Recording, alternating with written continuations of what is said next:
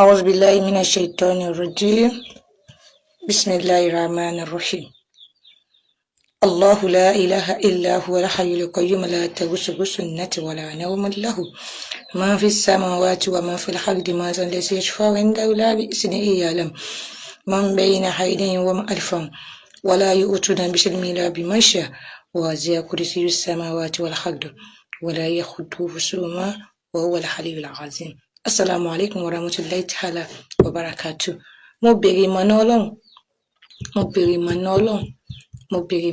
lórí ọ̀rọ̀ tí mo fẹ́ sọ yìí. Tí n bá ti wá rí ìmọ̀nà Ọlọ́run tán tó jẹ́ pé t'Ọlọ́run ní kí n sọ ni mo fẹ́ sọ, mi ò ráyàn. I don't send, I don't care. Etí mi yìí wọ́n ti gé lọ fún ọ̀tẹ̀ àtàbùsí, bọ̀ etí mi yìí yà fún ìgbọ́ràn Ọlọ́run. Bàbá tí ó wà ní òkè yìí, Sheikh Tọ́lá mo fẹ́ sọ̀rọ̀ sí tẹ́lẹ̀, àmọ́ mo tún dákẹ́ torí àwọn kan tán ponú tán ṣe èrè tán lẹ́kọ̀ọ́ wọ́n mọ̀ sọ pé níwò nàìjíríà ti gbogbo ọ̀nà mo fẹ́ máa dá sí ni. Dáwà ni mò ń ṣe, mo wá pèpè sójú ọ̀nà ẹ̀sìn ni. Ṣe rí ẹ̀yin àáfàá wa àtẹnujẹ ń pa yín lọ lẹ́yìn ọ̀kọ̀ọ̀kan nínú àwọn àáfàá. Àtẹnujẹ ń ba tiyín jẹ́, àbòsí ń ba tiyín jẹ́, mọ̀náfìkì ń ba tiyín jẹ́. Ẹ ń torí tẹ́ ẹ fẹ́ jẹ́ láyé ẹ sì ń bọjọ́ ọ̀la yín jẹ́. Ẹ ń torí tẹ́ ẹ fẹ́ dà ẹ fẹ́ da ọ̀pọ̀lọpọ̀ wàhálà nábì nù. Ẹ torí ibi tẹ́ ń lọ ibi tá nábì ti fẹsẹ̀ wálé ẹ sì fẹ́ gbẹ́sẹ̀ kúrò ń bẹ. Ẹ rí i pé ìbínú Ọlọ́run là ń wá. Bàbá tí mo come across fídíò wọn lánàá, bàbá yẹn sọ pé ṣé ó lẹ́tọ̀ọ́ kí Mùdírù Agége yẹn kinní kan yẹn kó máa yọ ìmáàmù kúrò nínú rábítà. Tí wọ́n kọ́ sọ kinní kan fún ọ tó bá fẹ́ dráàgì mi ì mọ kéwú o, tí ì bá ń ka kéwú ìmọ̀ ẹ̀jẹ̀gì ni, àmọ́ ìfi ìmọ̀nà Ọlọ́run ìfi fún ọ ní èsì. Ò gbọ́ mi yé, mi ì mọ kéwú àmọ́ tó bá dráàgì mi ìmọ̀nà Ọlọ́run ìdáyé Ọlọ́run tó wà lára mi ni màá fi fún ẹ ní èsì. Mọ́ nílẹ̀ mi pé kò mọ kéwú màá fi kéwú ba tiẹ̀ jẹ́, fine, mi ì mọ kéwú. Ọlọ́run náà sì mọ̀ pé ì mọ kéwú kó tó pè mí. Ọlọ́run èsì rányàn níṣẹ́ lágbàlagbà,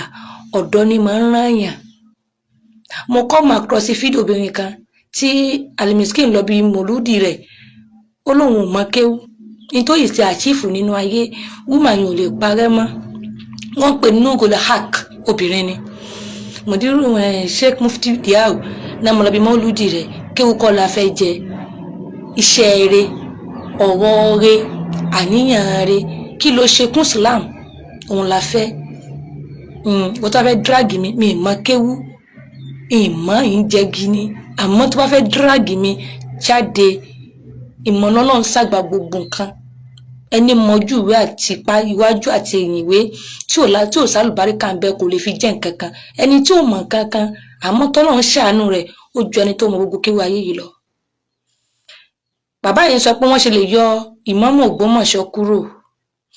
Ẹ̀yin àfáà wa, ẹ̀yin ọ̀kọ̀ọ̀kan náà àfáà wa, kí ló tẹ́ ẹ̀rọ náà lẹ̀ tẹ́ mọ́ lọ gbó. Ẹni tó bá gbọ́n tí bàbá yìí sọ ẹ ti mọ̀ yìí pé àbòsí mọ̀náfìkí ọ̀tẹ̀ náà fi sọ̀rọ̀. Ìgbà tí wọ́n fẹ́ yọ ìmáàmù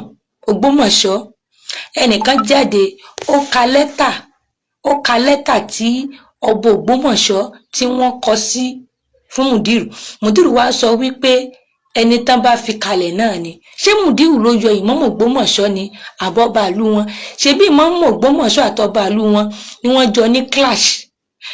náà jọ ní aáwọ̀ láàrin ara wọn. Tí ìmáàmù Ọ̀fà sọ fún ìmáàmù Ògbómọ̀ṣọ́ pé ntẹ́ ńlá kọjá náà ti là kọjá, sùúrù, ìwà pẹ̀lẹ́pẹ̀lẹ́, ìwà jẹ́jẹ́ òun là á fi ń pàmùkúrú pẹ̀lẹ́, ní tá à ń jẹlẹ̀ ni ó fi pẹ̀lẹ́ ní tá a mú lọ́wọ́ òfin ní bọ́. Ìmáàmù Tọ́lá ò ṣe bẹ́ẹ̀. Nǹkan mẹ́ta kan ń bẹ fún ẹni tó wà nípò gíga tó sì rọrùn fún àti jábọ̀ àti yẹ̀yẹ́. Àkọ́kọ́ ìgbéraga, ẹ̀kejì mótómótó, ẹ̀kẹta ta ló tó mi, kò sẹ́ni tí ó tó mi. Ẹni tẹ́nìkan ò ní tó òun lọ́lọ́run. ẹni tí ó sọ pé tí n bá ṣe yìí mo tó ṣe ta ló tó bẹ̀rẹ̀ tó yẹ̀ mí lọ́wọ́ wò òun lọ́lọ́run ẹni tí bá ń sọ̀rọ̀ páyè tí mo wà yẹ ẹnìkan ò lè gbé mi kó ń bẹ ọlọ́run ni Mudirul Markaz Sheikh Habibullah bun Adam Abdallah Al-Alori àwọn kọ́ ni wọ́n yọ Ìmámù Tọ́líà o ọba àlú wọn ìkẹrọ̀lẹ́ dragi Mudiru ń pèpè ni Mudiru ń ṣàfọ̀mọ́ ni Mudiru fẹ́ jẹ́ kí Islam mọ́ wọn gba àbòsí wọn gba ọ̀tẹ̀ wọn gba mọ̀náfìkì owó òsì ranjú mọ́ Mudiru tó bá ṣe pé kọ̀ọ̀kan ní àwọn àfàtẹ́ ní tó jẹ́ pé ń ṣẹ̀sìn torí owó ni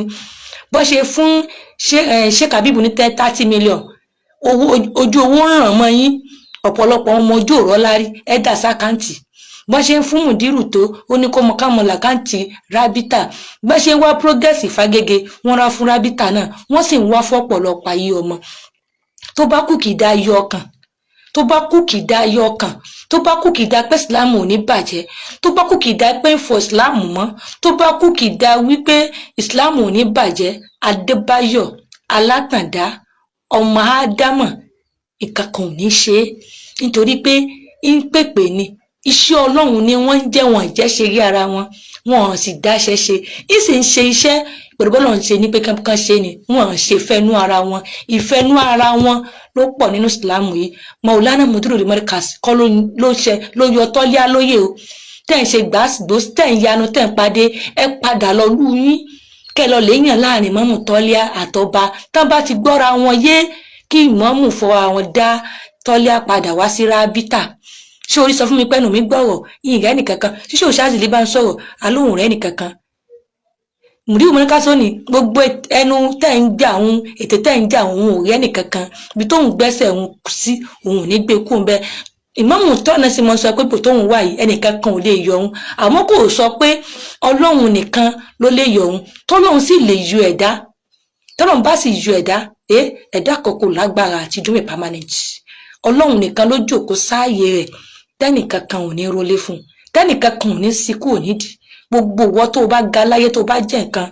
mo fẹ́ jẹ́ kó fi wà pẹ̀lẹ́pẹ̀lẹ́ ṣe nítorí wèwà pẹ̀lẹ́pẹ̀lẹ́ tí Mudirul Markaz fi ń ṣe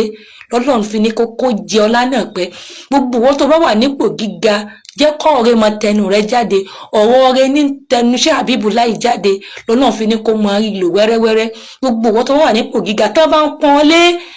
mọ jọra rẹ lójú tó bá ń fọn náírà kan náírà méjì jẹ́ mọ jọ lójú wá jẹ́ kíkí pọ̀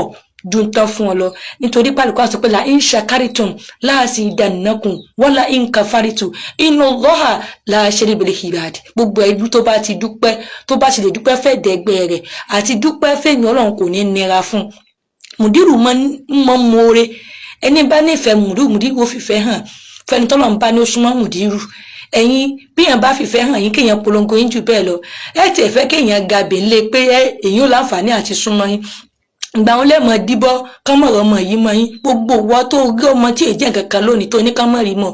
okòkò ńgbà tí wọn tó bá padà jẹ́ kankan mọ́ ò ní rẹ́ni fọ́ sókè ni alátàndá ikú kan ò ní pọ̀ alátàndá ò ní sísọ